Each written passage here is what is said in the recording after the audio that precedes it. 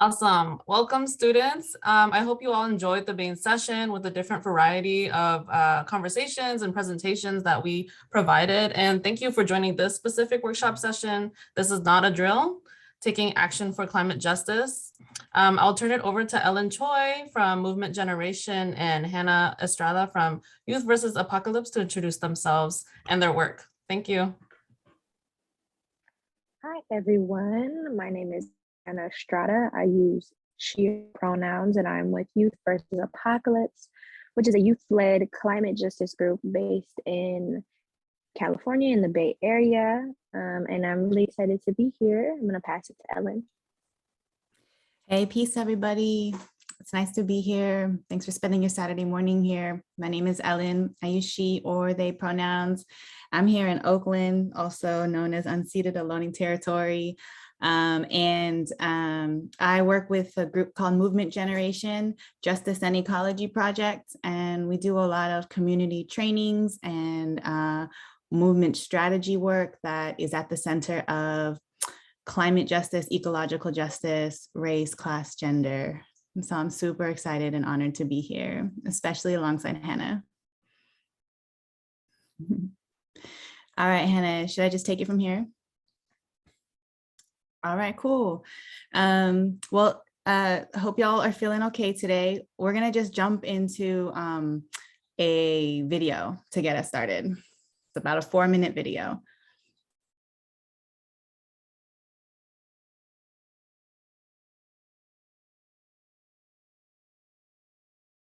What's up, people? It's your boy, Brother Earth, the livest planet in the galaxy. I'm here with a PSA, Planetary Service Announcement. Get it.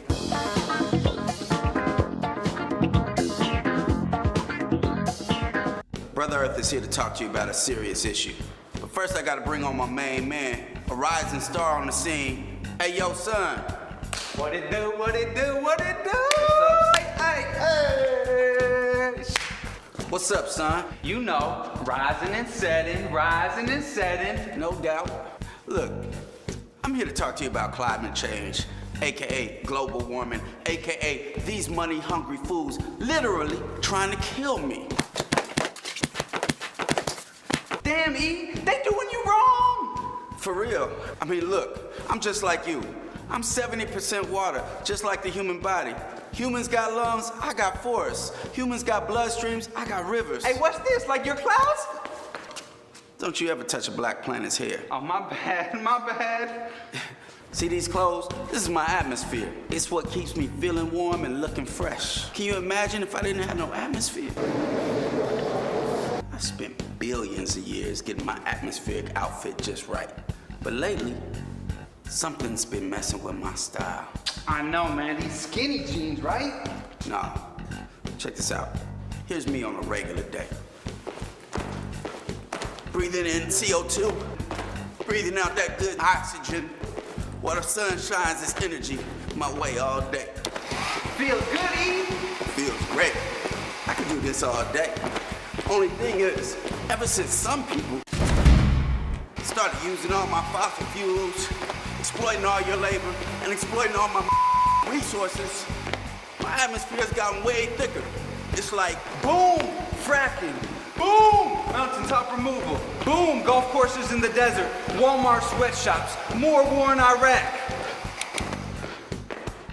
Damn, hey, you all right, E? I'm just a little hot. Wait, I thought hot was good. You know, it's like, I'm hot cause I'm fly. You ain't cause you Playing, not. son. This ain't no damn rap song. Hot can be good. But right now, I'm burning up like a paper cup. See, right now, I'm like... But when your kids grow up, I'm gonna be like... And when your grandkids grow up, I'm gonna be like... Mama, no! Mama, no!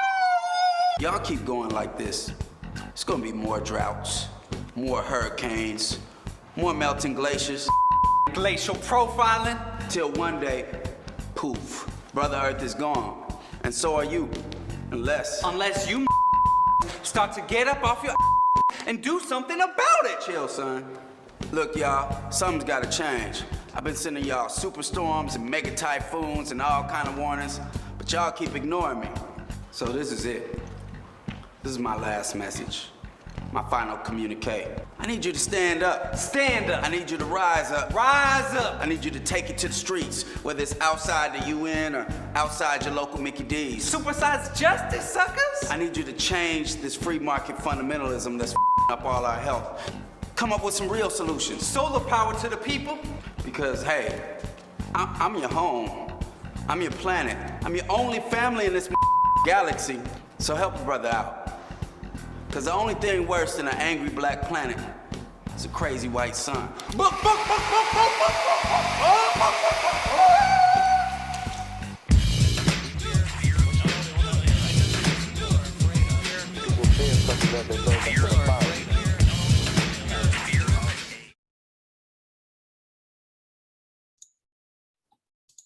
All right.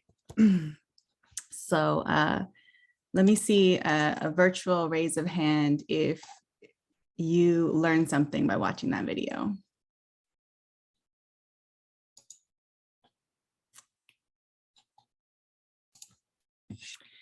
All right. Cool. Shout out to Josh Healy, who wrote that video, produced it, and Boots Riley, who starred in it. That's a video that we produced, MG, a few years back. And so now I'm gonna share my next screen. All right. Can I just get a little confirmation from one of the other hosts that that looks good and you can see just the presentation? Yes, it looks good. Beautiful. Okay. Word. Well, look, all right. So we've heard about climate change in the news. We've heard about drought, right?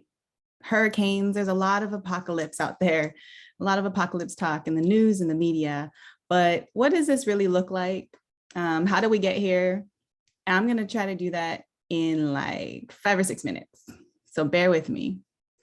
So first, I want us to think about this like a superhero story. All right. So who is our villain? That's our root cause to this mess.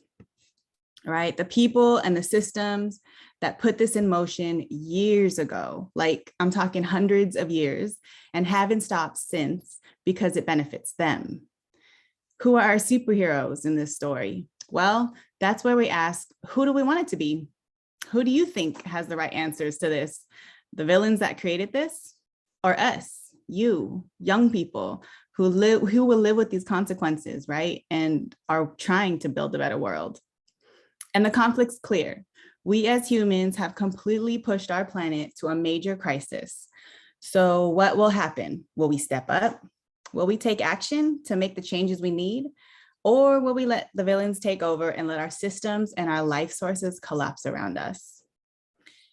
And so let's look at actually what this looks like. Let's get real. You just saw a video, but what does this look like in real time on the ground? Super Typhoon Haiyan in the Philippines in 2013 is a devastating super typhoon that crushed the city of Tacloban and surrounding areas, right? A rep from the UN stated that these used to be once in a lifetime scale typhoons or hurricanes, and now they are once a year. But the crisis also hits home. This is New York City. And this was Hurricane Sandy in the year before Typhoon Haiyan. I don't know if any of y'all remember that, but New York had never experienced that scale of devastation from a hurricane in recent history. It was the second costliest hurricane in the US ever. And this picture is important because it's of the New York Stock Exchange building. All right, so power was out in huge portions of the city for days because of Hurricane Sandy. Elders in Chinatown, folks living in public housing and in the hood were struggling to figure out how to stay warm, how to feed their families, how to power their phones for days. So it was telling that within hours, they had restored power to Wall Street. And let's get even closer to home. I know a lot of y'all are here in California, maybe all of you. And California, y'all may or may not know, has been in severe to extreme drought, basically since 2011. That's been coupled with some of the hottest years on record. That has led also to massive wildfires. So this is the list of the top 20 largest California wildfires in recorded history. Highlighted in purple are the ones just since 2017. And here are the ones just this year and last year. So I could go on and on. Did you also know that we are actually in the 6th mass extinction on Earth? I'm talking like dinosaur extinction, like the last extinction of this scale happened like 500 million years ago on Earth, right? But this one is the only one caused by a single species. Can you guess which species that is? Us, humans. All right, so going back to our story, we know who the villains are. We know who the superheroes should be, but how are we gonna save the world and our communities? So that's where we like to frame it as real solutions versus false promises. Right now, a lot of people are throwing a lot of ideas out there about how to impact climate change, how to get back into right relationship with this amazing web of life that we depend on, right? So first and foremost, we need to question everything. We need to have a critical eye on these quote unquote solutions that we're seeing out there, especially those coming from the very villains that created this mess. Corporations are jumping on this crisis to see how they can make a profit, right? And there's no better way to see someone's true colors than to see how they show up in a crisis. Do the people that we vote for to be in power choose to save rich people's homes in Malibu in the face of wildfires, while leaving folks who are houseless or undocumented with no place to go, right? This was in the Woolsey fire in 2018. Who has the money to hire private firefighters, which is the way Ye and Kim Kardashian saved their house from the Woolsey fire?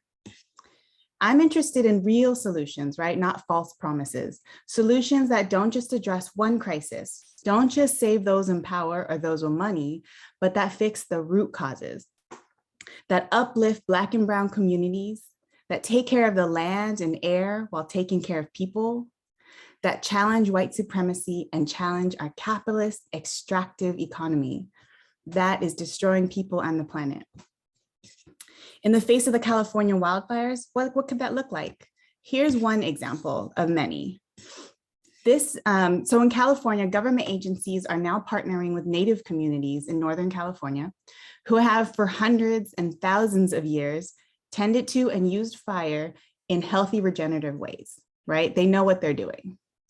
So government agencies for many years have dismissed and ignored Native communities for so long, right? But governments now are putting resources into these communities to learn from them and to take their leadership on how to manage California forests and grasslands to be better adaptive to fires.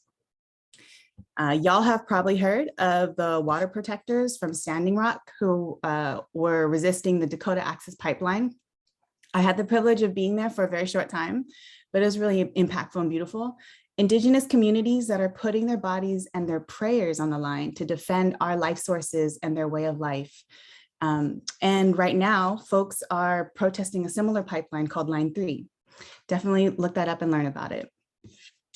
And then right here at home, a few years ago, young people alongside hella other organizations and community forces like labor unions united to fight against a new terminal to be built at the Port of Oakland that would be used to transport coal.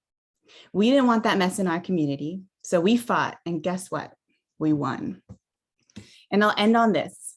Right now, a lot of my friends are packing their bags because they're headed to Scotland. And what's happening there?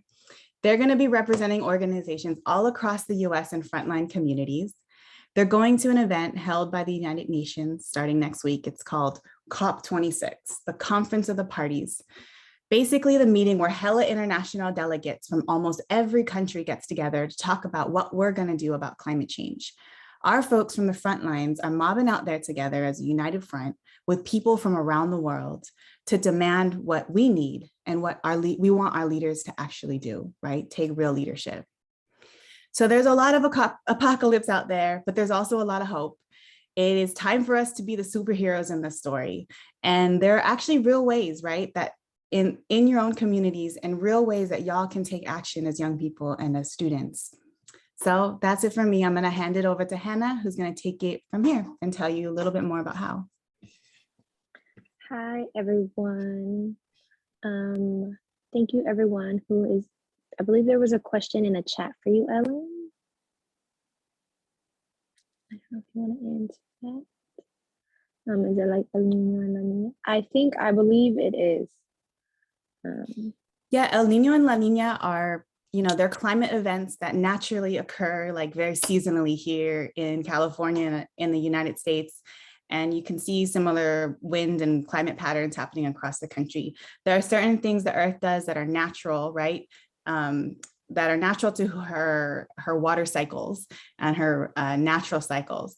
What we're talking about now is things like this are getting much more intense and much more frequent. So it's not that things like El Nino necessarily are bad. It's actually the right thing the Earth needs to do to find balance. But at the certain levels of intensity and frequency that's happening now are actually super scary, and we have to pay attention to that. Thanks for highlighting that, Hannah, or letting me know about that. All right, so can I just double check that everyone can see the screen?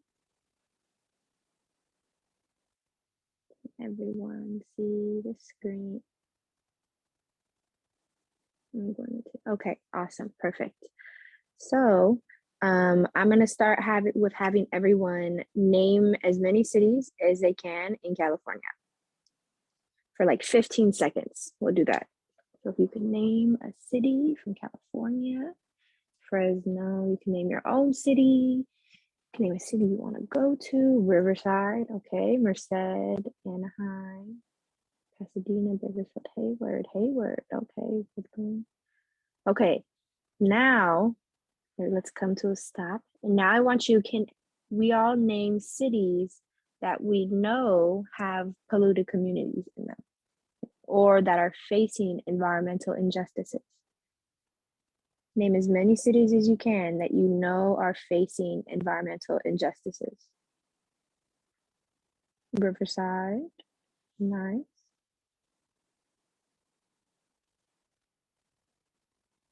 Oakland, Montana. We'll let that go on for a few more seconds.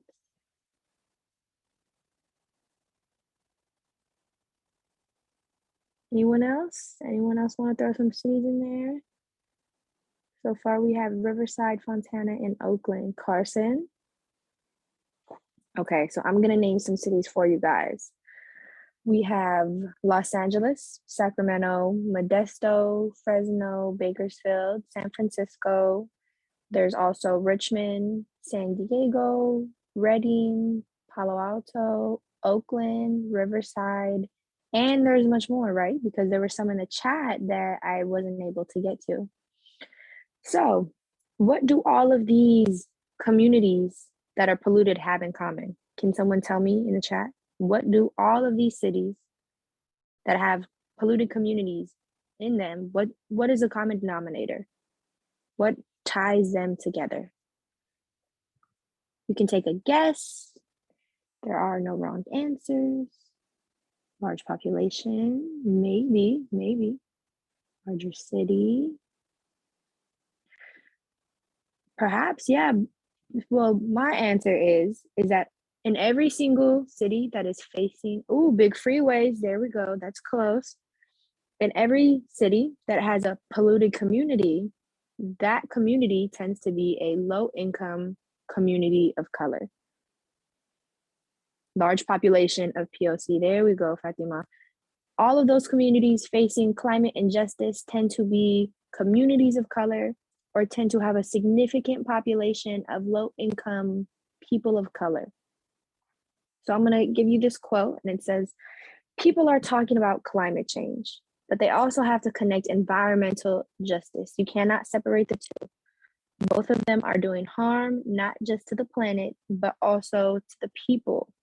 So how does this connect back to us, right? This is basically saying people are talking about climate change, and they also have to connect it to environmental justice. And environmental justice means getting rid of environmental racism, because environmental racism is environmental injustice. So basically what we're saying is environmental racism is kind of under the umbrella, it connects to climate change, right? Because climate change isn't just one polluter pushing climate chaos, it's a collective of polluters, a collective of corporations creating mass pollution across the globe. And a lot of these corporations are creating this pollution in our communities of color, in our low income communities. So climate justice, which is environmental justice, means that we are in communities like Oakland, like San Francisco, like Los Angeles, like Riverside, fighting against environmental racism, fighting against those corporations that pollute. So this is a quote from Miss Margaret Gordon, co-founder of a awesome environmental organization in West Oakland. Does anyone know what West Oakland is facing? We kind of already talked about it a little bit. Does anyone want to remind everyone else in the chat what West Oakland is facing pollution-wise? Anyone? If not, that's okay, because we're going to cover it. Freeways and ports. Yeah, exactly. So West Oakland is home to, I believe, 3 different freeways and the Port of Oakland, which means that it has a lot of diesel. I've read that it has been referred to as diesel death zone, because there are so many trucks coming through, there are so many cars coming through West Oakland every single day that it is constant diesel pollution in the air, right? 3 freeways, that's a lot of cars. And because Port of Oakland, that means they have these big trucks taking big containers out, and those big tugboats, exactly. So they have a lot of different types of pollution, and they also have different companies that have put their buildings there, put to make their products or to do shipping things, whatever, that is also creating pollution. So this is a picture of a metal scrap fire in West Oakland at a metal scrap yard. And so there's a lot of different corporations, companies that do stuff like that, right? You have metal scrap yards, you have junk yards. Sometimes in different communities, you have sewage plants. So what does that mean for the residents of West Oakland, right? They have 3 different freeways. They have a bunch of companies that produce pollution. They have the Port of Oakland, which is also producing pollution. What does that mean if I live in West Oakland? Put in the chat if you know what that means. Guesses are more than welcome. Anyone, right? Your breathing problems. It's gonna get more expensive. Not necessarily, but breathing problems is on the right track, right? So if I'm living in diesel death zone, horrible air conditionings, that's right. If we have low quality of life, these are all great guesses, guys. These are great. So it's you guys are very on track. It means that West Oakland residents have not good air to breathe, right? They have terrible air to breathe. That means that they are in the hospital more for asthma, right? When you have breathing issues, you often develop asthma. So West Oakland residents are hospitalized twice as much for asthma attacks as those living in other counties. But what does this mean if you're living there in West Oakland your entire life and you're breathing in all this pollution every day? You're not going to just develop asthma, you're going to develop lung cancer. You're going to develop maybe heart problems. You're going to have a harder time going outside to exercise because there's so much pollution in the air. So West Oakland residents have a shorter life expectancy than those living in other counties. Their lives are about 6 years shorter than, say, someone living in the Oakland Hills, right? That's a crazy statistic. That if you just so happen to be born and raised in West Oakland, in a community that is being polluted by a bunch of different things, you have 6 years less on your lifespan than someone else does, right? So But we named a few different communities, right, that were being polluted. It wasn't just Oakland. We also named Riverside and Fontana and Carson and Los Angeles and San Francisco and Palo Alto. So West Oakland is not a 1 in a million city. We know that communities of color, low-income communities, communities like West Oakland are facing similar issues of pollution. They're facing freeways coming through their communities. They're facing ports. Sometimes they're facing, thank you, Anna, radioactivity. Sometimes they're facing just big companies coming in and putting their companies there because it's easier to buy land in low-income communities and because of things like environmental racism, right? So the question becomes, how can we do our part, right? So West Oakland residents, West Oakland youth, they went on protest, like Ellen said. They got together and they organized. And here's a few pictures of them doing that. As you can see, they're very young.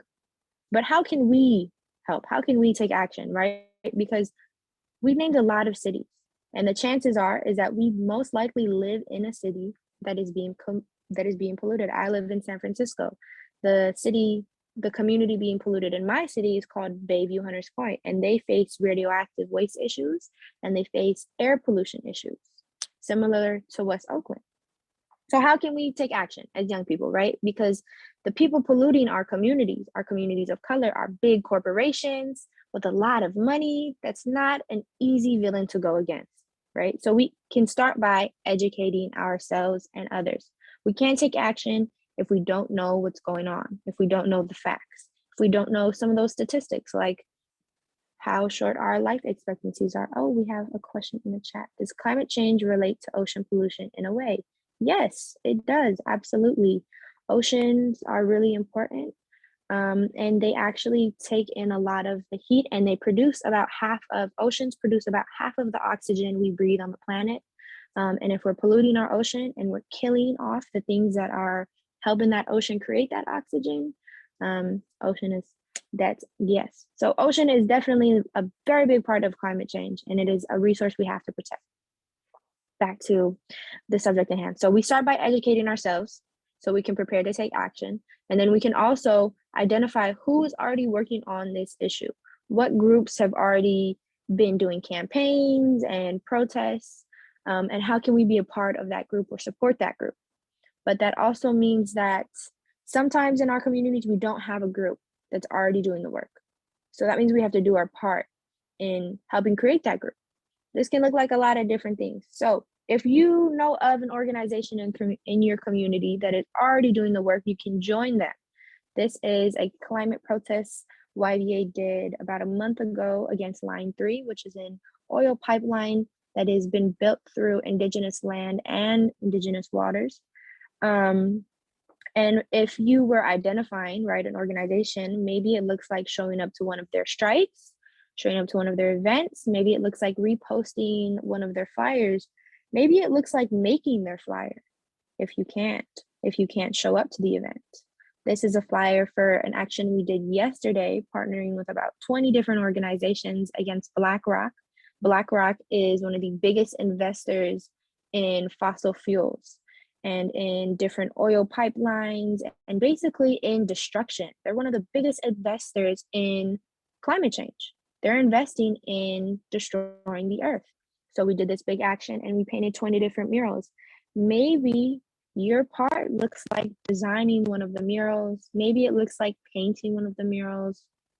But again, if there's not an organization in your community already, then it can look different. Maybe it looks like calling your representatives and saying, hey, I live in this community, and as my representative, you need to secure my right to clean air and clean water and stop letting these corporations pollute our community. Maybe it looks like starting a club at your school, an environmental club, and that club is the club that organizes the strikes and the actions. So doing your part can look like a lot of things. Maybe it just looks like reposting stuff on Instagram, and maybe it just looks like sending an email to your representative or sending an email to a teacher and saying, hey, can we cover some climate stuff in class? So doing your part can look like a lot of different things. Can everyone in the chat do me a favor and comment a way they might do their part? So we can start clubs, we can call our representatives, we can make informational slides to post on Instagram for our other peers and family members. We can support other local organizations by spreading awareness or showing up to their events or asking them, hey, how can I help you? How can I support? And that can look like a million things, right? There are a million roles in the climate movement, in the environmental justice movement that you as a young person can be a part of. Yesterday, my role was being an MC for the event and being a chant leader, which means that I was introducing people and I was leading a bunch of young people in chants and chanting while we walked down the street and while we did a bunch of things.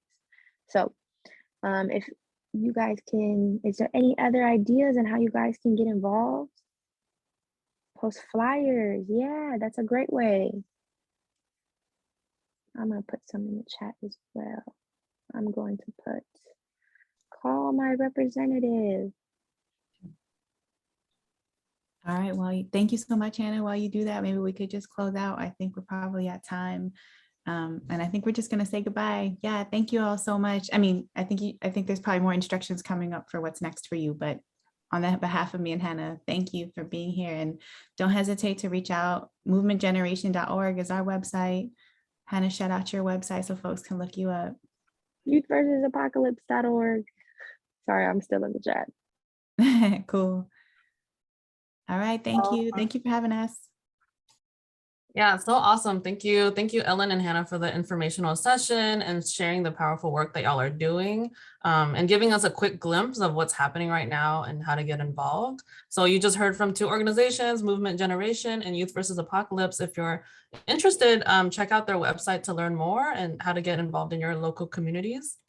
And so students, now we're going to return back to the main session via the link in the chat to participate in our raffle and close out the conference.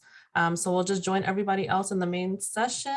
We're going to leave this open for just a little bit to give you time to transition. If you have any questions, continue to ask them in the chat. I think Ellen and Hannah might stay just for a couple more minutes, but we're going to head back over to the main session. Thank you, everyone, for joining.